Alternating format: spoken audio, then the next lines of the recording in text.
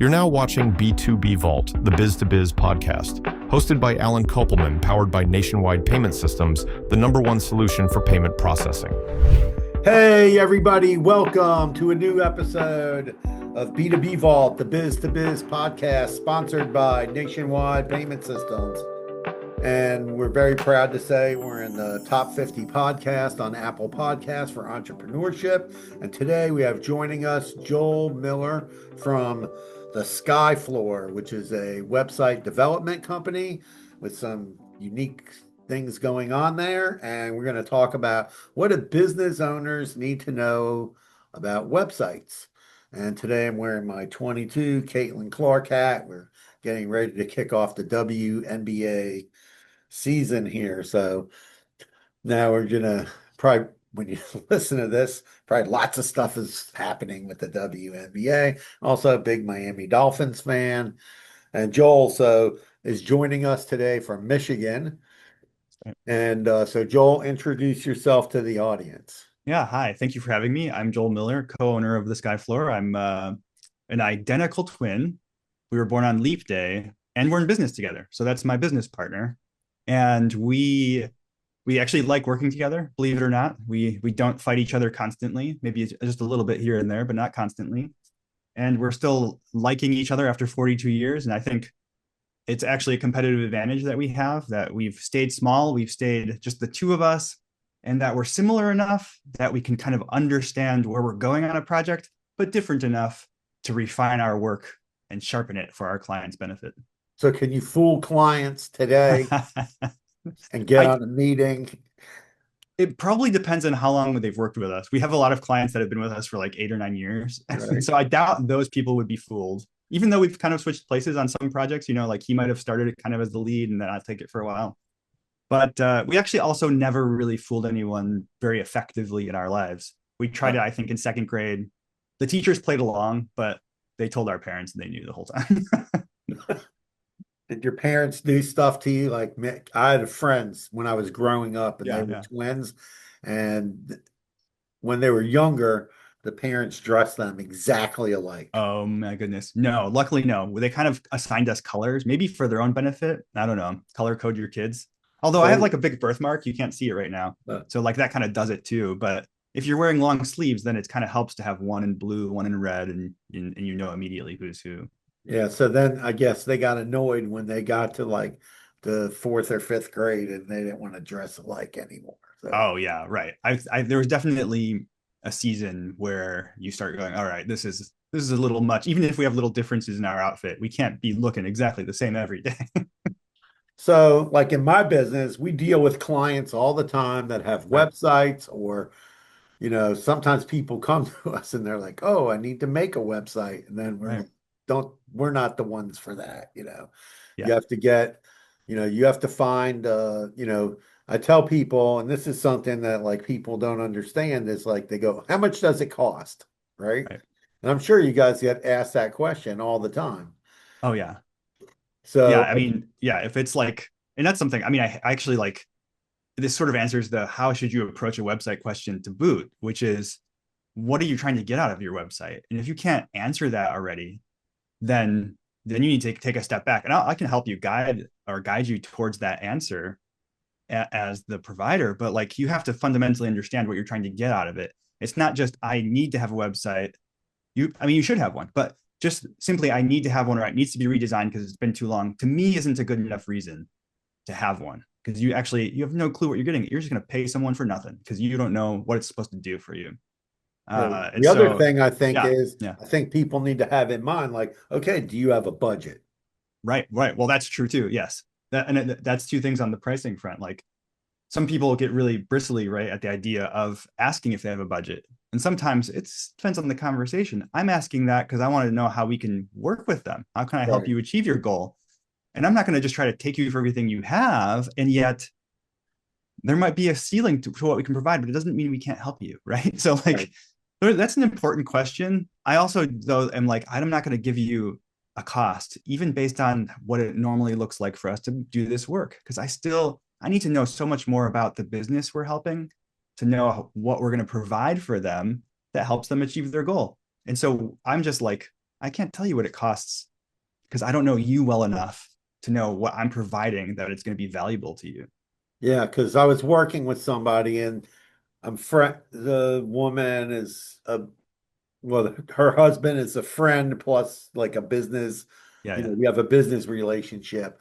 So, I was trying to guide her and I was like, you have to have some idea of how much you're spending. Do you want to spend, you know, 1,000, 2,000, 10,000? Like, what is that number?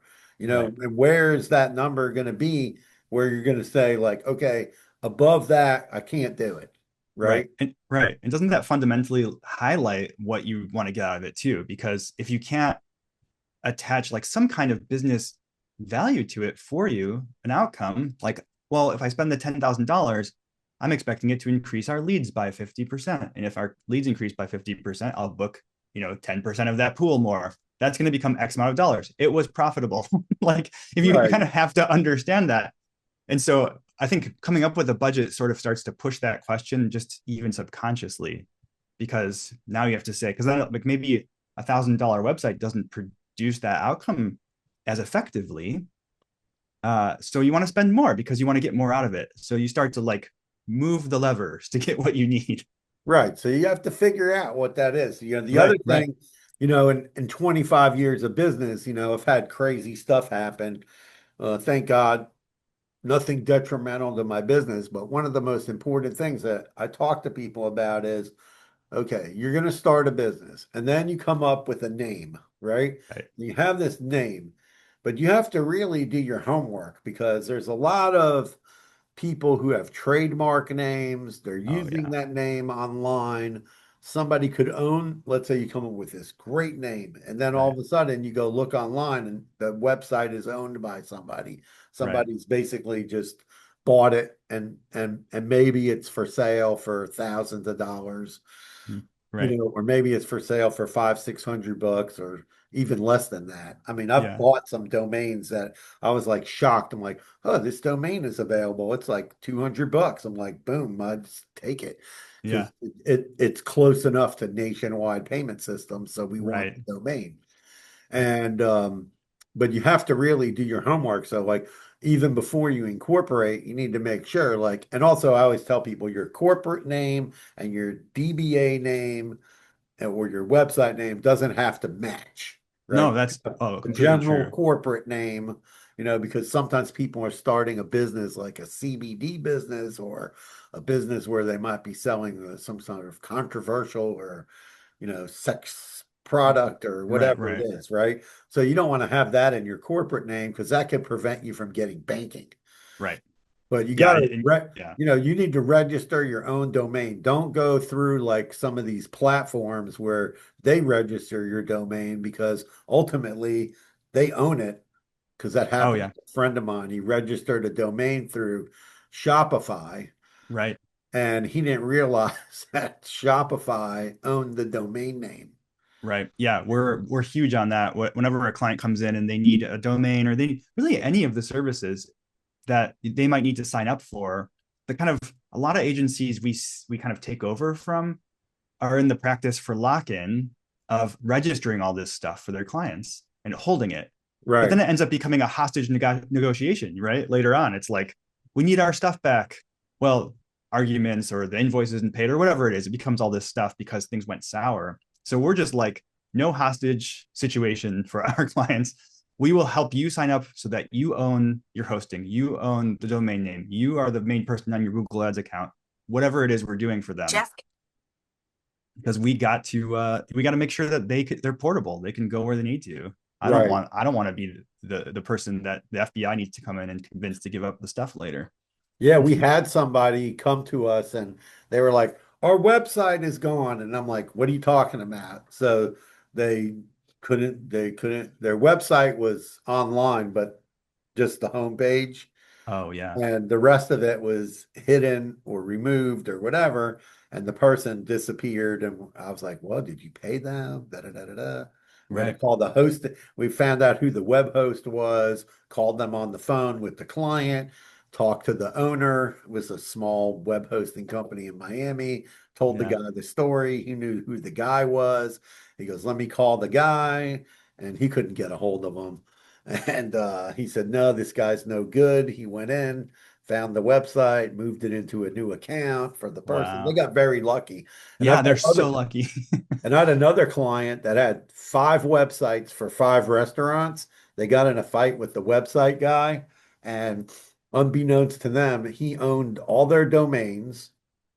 He he owned all their domain names, and he went and he took he they had a big fight with them.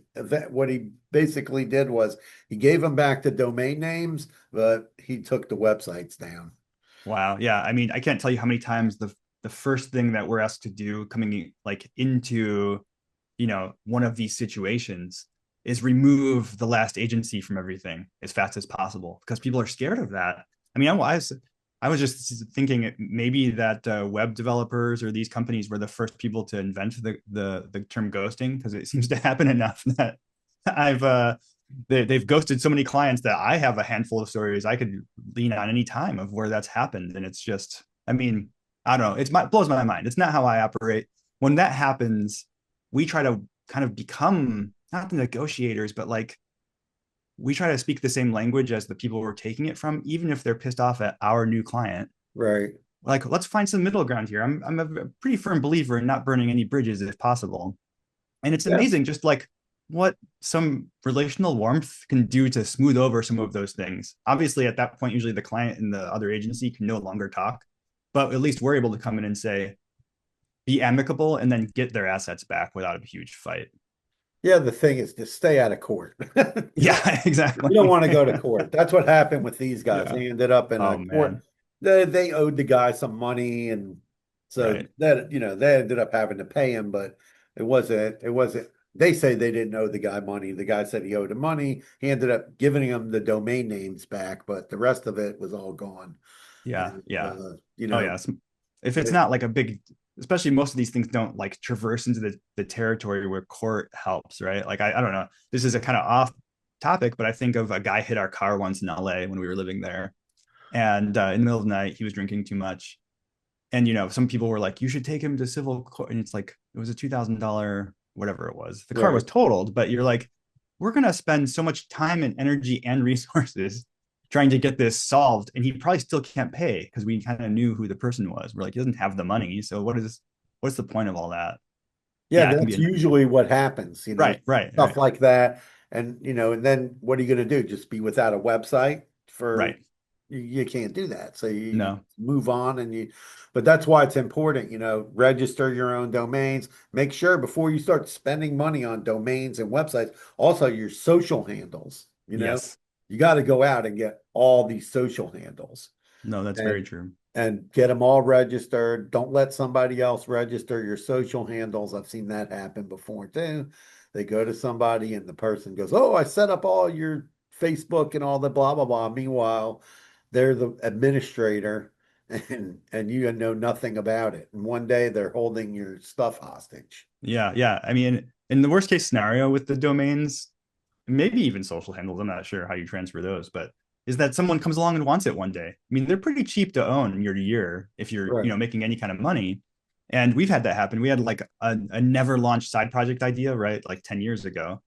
Just didn't have time to do it. And it wasn't that important to us, but we liked it enough to buy the domain.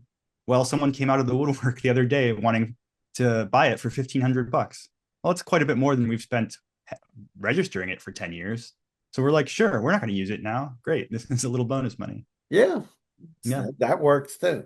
But you Yeah. have to be really careful to own all your whatever IP. Yes. Yeah, Yes. we had somebody like took a name from us, and then we had to get a lawyer, and Mm, we sent them a lawyer letter saying they were cyber squatting on us. yeah. And those laws like didn't exist years ago. Yes. Yeah. Yeah. I'm curious about how that's all going to develop as far as naming and trademarking and all that, just because there are more people than ever, right? Right. And so, and there's more kind of repeat of these, a lot of like maybe surface level ideas. I don't know. So I Yeah. go look sometimes for clients and I'm like, wow, there's so much competition in kind of how you want to be named already. Yeah. I wonder how it's going to mature.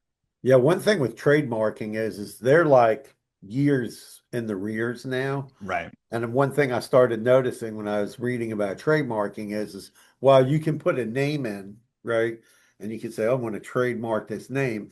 It's very hard to trademark names because what you were talking about, generic, right? Right. Right. There's people with very similar names. You could trademark like your name with your tagline and Right. then some kind of unique logo, right? Right. Right. Would have to be super unique. Okay. Yep. It can't just be like a letter, right? Right. Right. And um you and that's and maybe and that's like not even a guaranteed path to get there. As I've one friend of mine has been trying to get, they're launching a product. They're trying to get a trademark name approved. And I was like, that's not going to work. You guys got Yeah. to put a tagline and a logo next to it. And then it's going to move a lot faster because Right. they just see it and then they go, oh, sorry, no, go back Right. to the drawing board. Right. Yeah. And And you I don't think even that, get into the process. right. And it makes sense. Like, that's the thing you want to protect anyway, right? Is the very specific thing about you. Like the Right. idea of going to the broadest level of protection for just a general concept doesn't really make sense because, hey, anyone, well, and in the AI era, GPT is probably going to spit that same thing back to everyone who types in a prompt about what to name something as the first option. So, so get it specific anyway. It's helpful to you to protect you more than the general. So talking about AI, right? Yeah. We see people sending us websites and trying to set up scam merchant Mm, accounts. And they hmm. literally can just spin up a website using like AI. Right. And we can see, like, we check like the who is, when did Right. they buy the domain name, how new is this website. We check the addresses. We find the address. The other day, one was in a field, one was a restaurant equipment company was located at a dentist office. Right. I mean, I called the guy just to have fun with him. I was you like, you need this to place, record that. I want he's to like, watch it's that. behind the dentist office. I'm like, dude, come on, Oh bro. my Not goodness. behind the dentist office. Yeah. Some equipment warehouse. No, That's no, right. not there. I'm looking at it on Google right now. Right, right. Like, Yeah. come on. So, like, Yeah. tell me, like, what kind, when someone's making a website, like, what are also, like, people will come to us, they don't have policies on the website. Right. And we talked Yeah. about that when we were talking, and Right. Oh explain yeah. the importance of like basic things that go on somebody's website. Well, right. I mean, and I probably shouldn't even be the one saying this. You have way more e-commerce work experience than I do, but you're right about the policies. There's all these check marks that payment processors are and legally as well, obviously, that need to be present for you to actually accept payments on your website. There needs to be a place to specify to the customer what they're actually agreeing to when they use your website and when they send you a payment, and then what you're agreeing back, to offer in return, something that actually has some consequence for both sides. Really, there's a contract happening whether you realize it or not. Yeah, I tell people all the time, like, Yeah. you need a privacy policy, terms Right. and conditions, return, refund policies. Right. That's to all be in writing. And if there's some specific policy that they have to agree to, or say they read their terms and conditions on the checkout page, you have to put little check boxes there Right. because maybe they're buying a sale item and all sales are final and you're not accepting returns.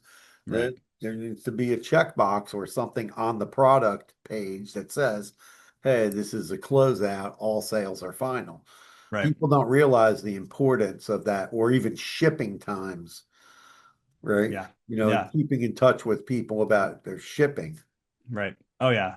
And then more broadly, I think it's like, well, it's kind of twofold. One, you need a guide, I think, or maybe you're super talented at this kind of stuff, but you need to really get to that core message of who you are. What makes what you're offering different than the next guy who's offering that thing? It can be a very difficult question to answer, but if you can't answer it, you have to ask yourself, why would anyone buy from me anyway? Whether it's a service or a product or whatever it is. What I mean, even if it is just that you're the cheapest one or whatever, you can be the fastest. There's a million things that can be your advantage, but you better know it and be able to specify it and tell that story on your website. And then the other thing that comes to mind immediately is, and I'm not seeing this as much these days, but making your website complicated because you want it to be cool. Now, I think websites should look great, but I've come into so many projects where the desire was more about how cool it was than how user friendly it was, and it ends up just confusing people. There's kind of like some conventions on the web like you're probably going to want to follow because if you don't, the user gets lost. You're absolutely going to lose sales or going to lose leads if the average person cannot navigate it. Right. The same thing, like with your, like with your pages, they need to be mobile friendly. Right. Probably 50% of people are searching on some sort of That's right. mobile device or tablet, other Right. 50% are on a laptop. It's so funny. Like we'll look at things on different screens, Oh yeah. and we go, oh, we got to fix this. We got to fix that. Right. It's kind of crazy, Yeah. Oh yeah. It's crazier than ever these days with that too. So I have a lot of grace for that for myself and for people we come into. And I'm not necessarily the one who comes in, takes over a project and says we have to blow the whole thing up because someone else made it. I look at it sometimes and you're like, I mean, because you're saying this, like there's so many sizes now that even if you get 80% of them right, someone's going to have some weird device. It's going to usually be the client who says, I loaded this on my whatever it is. And you ask them, well, what screen sizes or what device? And you look it up and you're like, oh, that's not, I can look up the stats. No one is using that size but it's like you. used by 500 people. Right, exactly right. We can see device stats broadly, and then we always joke. Alan and I joke internally when we do that. We're like, all right, I guess we're designing a version of this just for them because they're the ones who are going to see it. So we'll make a breakpoint for that and make sure everything looks perfect on their screen, and then we'll make sure that it looks really good for everyone else who are regular users too. No, it's crazy. Like the iPhone, they'll come out with a new Oh, iPhone. right. And then the difference is like, oh, they made the sides 0.02 of an inch thinner than the last phone. And then Right. every website is messed up. And then, everybody's running, all the web designers are trying to figure out Yep. how to correct all this stuff. You would just think by now there would be some like auto correcting features in Right. WordPress or even in the phone just to format things correctly. Right. Oh yeah, you would think, but then again, no, there isn't. And again, no. Yeah, yeah. Unfortunately, maybe it's coming though, right? Speaking of AI, I mean, maybe there's a version where you use the tools to help you get to the build. I still think like the really customized work that speaks to who you are as a business is probably still going to need, and maybe it's personal bias, but I think it's still going to need people like us to help you get there. But perhaps there's a layer of that where you don't need as much maintenance going forward because the plugins running that connects to whichever is the latest hot model in AI, and it audits the site every week and makes tweaks to the mobile view. I'm sure it's coming. Something. So, I mean, I see so many companies offering, AI this and Oh AI. my goodness. Oh, we're going to make your website appear in ChatGPT Right. instantly. Right. You, Yeah. Yeah.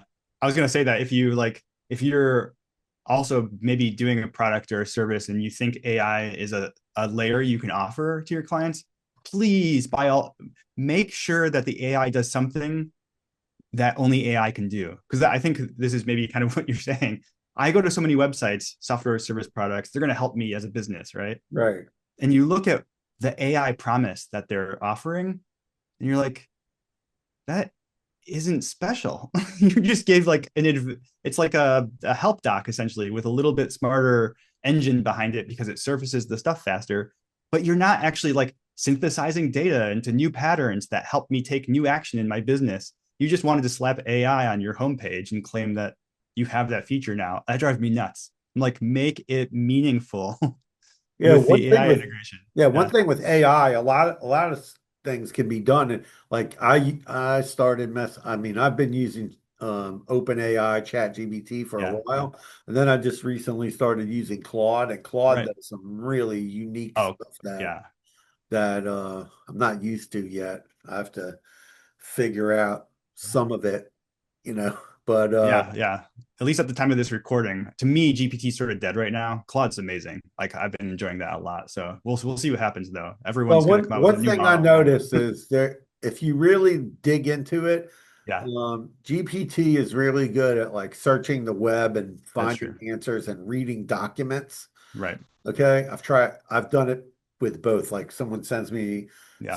I'm in the middle of dealing with some land use stuff near my house. So Okay. it's like a 400-page document. So I stuck it in Oh yeah. ChatGPT and I stuck it in Claude. Claude really didn't want to deal with it because they also have Mm, some usage stuff so you can yeah. blow Yeah. your Yeah. whole usage for the day, right? Right. When you Right. upload something like that. So that stuff is not really good on Claude. And Yeah. GPT used to make horrible images, and Oh, the their images. images Yeah. are so much better Wow. Yeah. with correct spelling, no spelling Yes. mistakes. You don't get any like stuff all over the place. Everything is misspelled. So I give it to Oh them yeah. on that. So No, I that's don't, true.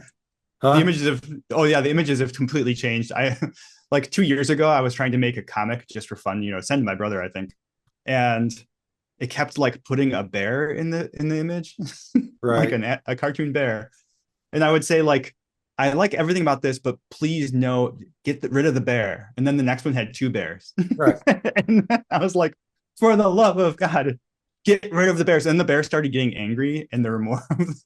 I was just like, all right, that I am done with this. It does not do that now. The bears don't appear randomly. No, I think that they're all unique. Even Right. Perplexity came out with this Yeah. Perplexity computer thing, and Right. that does some other function that the other two doesn't Right. don't do. So it's all unique, and then Yeah. open clause, like a whole big Right. discussion right now. I mean, I don't know. I don't know. The big talk I hear about that is how much electricity it uses. Yeah. Probably. Yeah. Right. If you set it up in your office and all this, but AI is definitely here and people are going Yes. to figure it out and they're going to use these different tools for whatever they're going to use it for. So if you have to give a business owner calls you on the phone today Yeah. and 5 tips or something, whatever your list is, could be Yeah. 5, 10, whatever you want to do. What's Sure. the 5 things like you're gonna tell them like they need to know before they can, you guys can engage them in building Sure. the website of their dreams. You're gonna Yeah. I mean, number one, I kind of went over already, but it's to know what you want to get out of it. So absolutely, you must understand what you're hoping it's going to do for you. If you don't understand that, there's a chance when we talk in depth, I'm going to try to convince you to use like Squarespace or something like that, because it's it will probably serve the purpose if you don't exactly know what you want out of it, and at a lot cheaper than it's going to cost to have someone do it like us. Number two is to know what content you want on there. Now, that doesn't mean that I don't help you or the person you're hiring doesn't help you hone that content to tell your story. We do that all the time. But have some idea of what you want on there. We will go into so many situations where we're babysitting that process, not just assisting, but babysitting it. And the projects often get delayed. And the biggest cheat code I try to tell people ahead of time is if you know what you want on your website, we can get this project done in 2 months, probably, right? The right. biggest bottleneck is them trying to figure that out. And and a lot of these people come with current websites. And so sometimes it's as easy as just figure out what you want to keep, change the few things you want to change, and bring that to the table up front instead of being the last thing to happen. And actually, I want to build on that just a little bit more, because the design of the website should communicate the words that are on it or the images that you have. And we're completely out of this now, but there was so long before we were guiding that process that clients would say, just make us a design, put placeholders in, we'll fill it out later. And what you end up with is this weird Frankenstein thing that was never meant to communicate the words that are on there eventually. Just let's do it the right order. Let's not do it backwards. Let's know what you're saying first and design around that. And then I think the other thing is know, and this isn't so much about the website, but about who you hire. I mean, I'm very passionate and think you should hire a partner, someone who treats your business almost as if it's their own. And you're not just another project to them. You're not just the paycheck that comes in. If they can't help discover or refine that business goal or outcome that you have, and then kind of internalize it and say, we want to see that happen too, I think they're going to make a crappier product for you. So that's how we approach our business. We want to actually be on the team and see if we can achieve the goal. And then And then no sacred cows. If we're wrong about something, let's burn it and try something else. Yeah, I think it's important. All of those things are important to figure out, like what, what your approach is going to be. And also, just keep in mind that you have to have a budget. And then there's, Yeah. every time you want to do something to your website, you know, that costs money. Right. Like I have a person in my office, and they work on the website, Right. and we upload blogs every single day. So it's somebody has to do that. You're Right.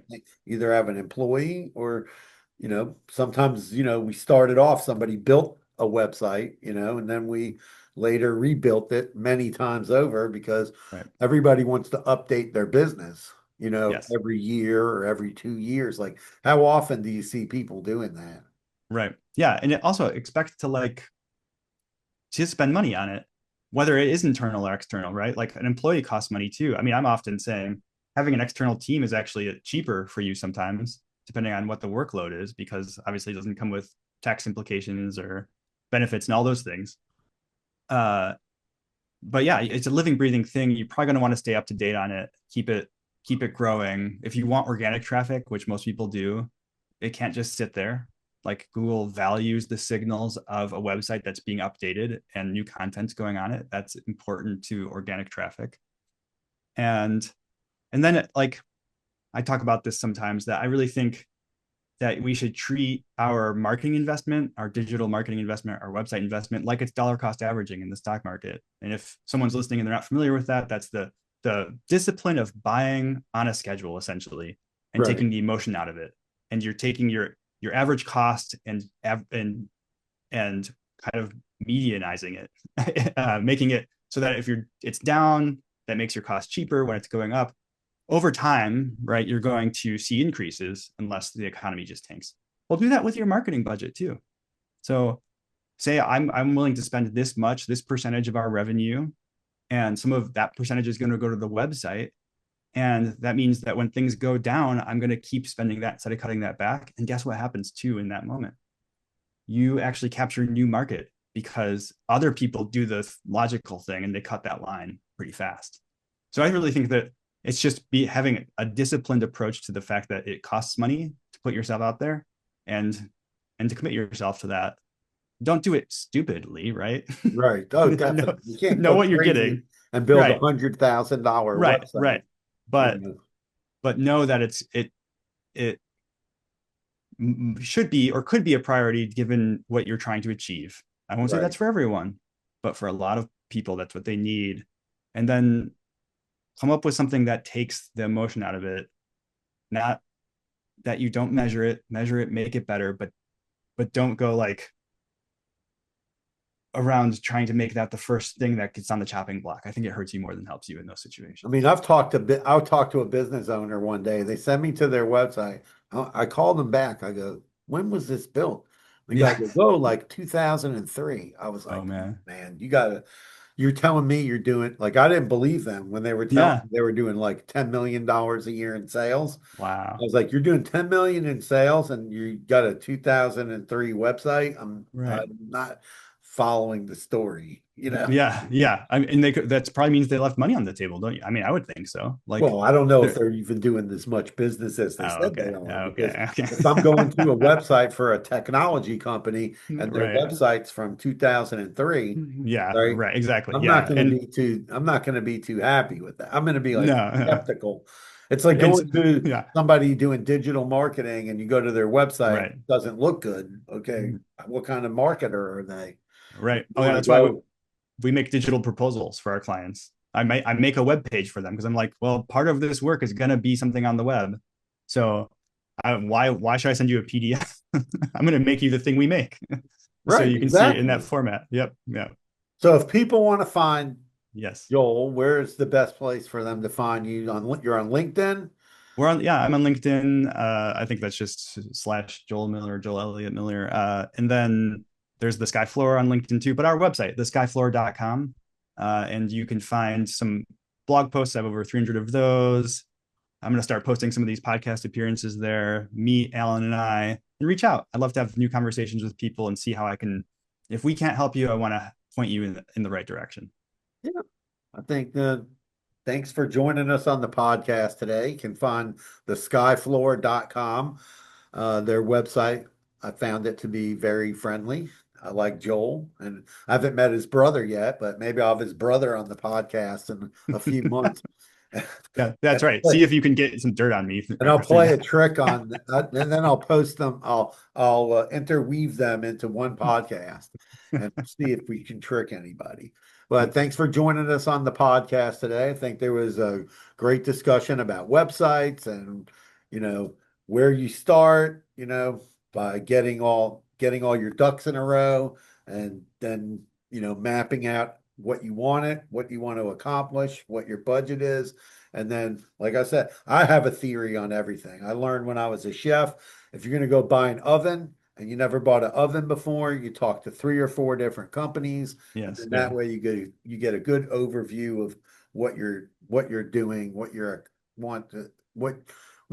the costs are, and you get a comfortability, because you want to, like you said, even if it's person in your office or outside of your office, you have to have a working relationship, because they're a business partner in a sense. They're helping you with your business. So right. Yep, 100% agree. Thank you for having me. All right, thank you again. If you want to find out more about Joel, go to his website. We'll post the links will be in the show notes, and also join our new school group on skool.com/NPS1. And we have a ton of educational information on there. We're also going to start posting podcasts on there and other educational videos, so people can learn more about merchant services and payment processing and what it's all about in 2026. So thank you for joining us today, and everybody have a great day. Peace out, and carpe diem. Seize the day.